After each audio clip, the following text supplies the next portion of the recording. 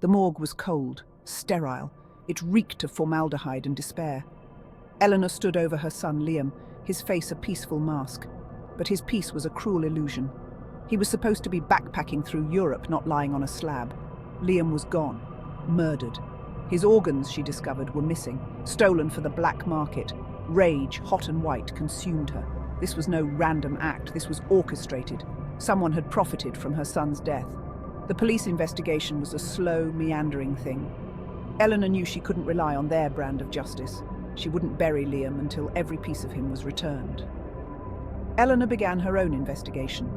The trail led to a private clinic, whispered rumors, and a list of names. The doctor who performed the surgery, the staff who facilitated it, and the recipients who paid for their lives with Liam's. She wouldn't rest until they all paid. This wasn't about justice. It was about vengeance, about staring into the abyss of her grief and finding the strength to claw back what was stolen. Her Liam.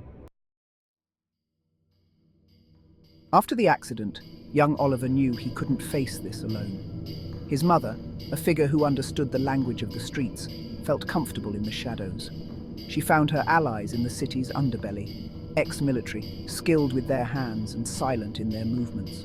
They were drawn to her fierce determination, to the cold fire in her eyes. There was Marcus, the ex-sniper, haunted by the faces he'd erased. He saw in Oliver's mother a reflection of his own demons. Then there was Maya, the information broker, a whisper in the digital wind. She could find anything, anyone, and she owed Oliver's mother a debt, one that could only be repaid in blood. They were an unlikely team, bound together by loss and the thirst for retribution. Oliver's mother laid out her plan, each name a target, each organ a prize. Their methods would be brutal, efficient. They would operate outside the law, for Oliver's justice was already beyond its reach.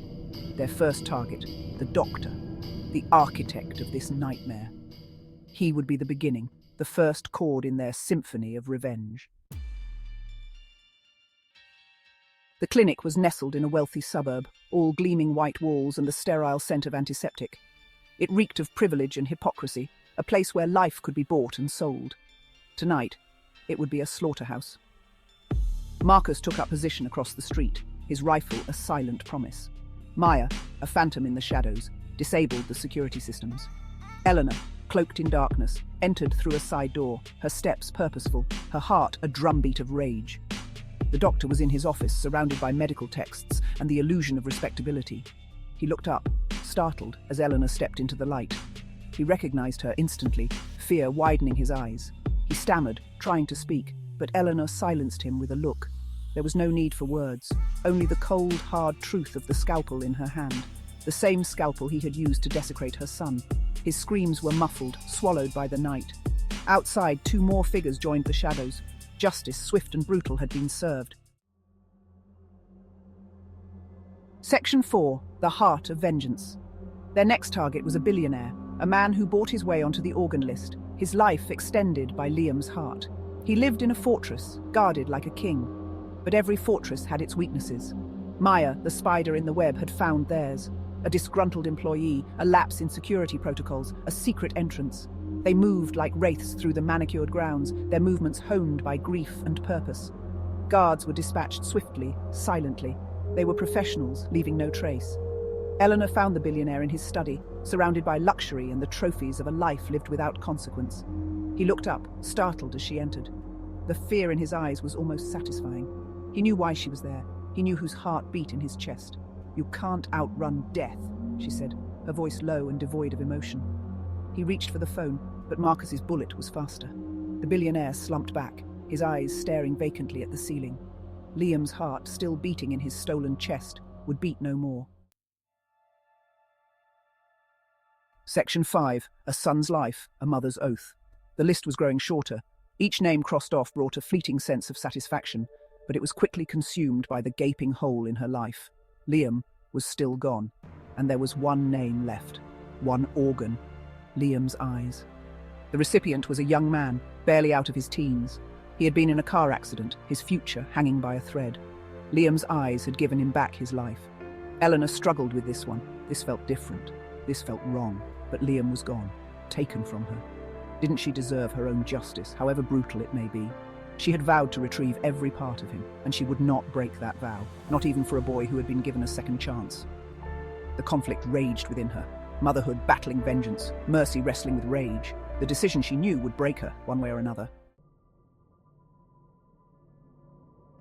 Section 6. The Reckoning. The final name on Eleanor's list belonged to the son of Detective Davies, the man assigned to Liam's case. The irony wasn't lost on her. Fate, it seemed, had a twisted sense of humour. Davies was a good cop, dogged, determined. He had been kind to Eleanor in those early days, his eyes filled with a grief she recognised. He had lost his wife years ago. Now his son was all he had left. Eleanor wrestled with her conscience. Could she take another life, knowing the devastation it would cause? Could she condemn Davies to the same abyss of grief that she was drowning in? But Liam's eyes, they were the last piece of him she could reclaim. She found Davies at his desk, his face haggard, his eyes bloodshot. He had been working on Liam's case, she knew. He looked up as she approached, a flicker of recognition in his eyes. "Mrs. Walker," he said, his voice weary, "what brings you here?"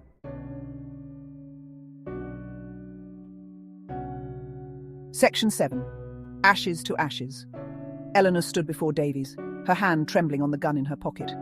She could end this now, take the last piece of Liam back. But the image of Davies and his son, their happiness a stark reminder of all she had lost, stayed her hand. She saw the toll that Liam's case was taking on him, the guilt that he couldn't offer her any answers. Could she do this to him? Could she live with the knowledge that she had broken another parent's heart? Her grip on the gun loosened. Instead of pulling it out, she made a decision born of compassion, of shared grief. "Detective Davies," she said, her voice trembling, "I need to tell you something about your son." The words spilled out, a torrent of guilt and confession. She told him everything. About Liam, about the organ harvesting ring, about the doctor and the billionaire, about the last name on her list, his son. Davies listened, his face pale, his eyes filled with a dawning horror. When she was finished, a heavy silence settled between them. The air crackled with unspoken emotions, regret, fear, and a strange, unexpected understanding. Eleanor knew she wasn't free from the darkness, not completely, but in that moment of shared grief, in the choice to choose mercy over vengeance, she found a sliver of peace. Liam would never come back, but maybe, just maybe, his death could mean something more than just another statistic. Maybe his sacrifice could shine a light into the darkness, a beacon of hope in the face of despair. She left Davies's office, the weight of her grief a little lighter, a flicker of Liam's gentle soul guiding her way. There would be justice for Liam, she vowed, but it wouldn't be born of vengeance. It would be born of truth.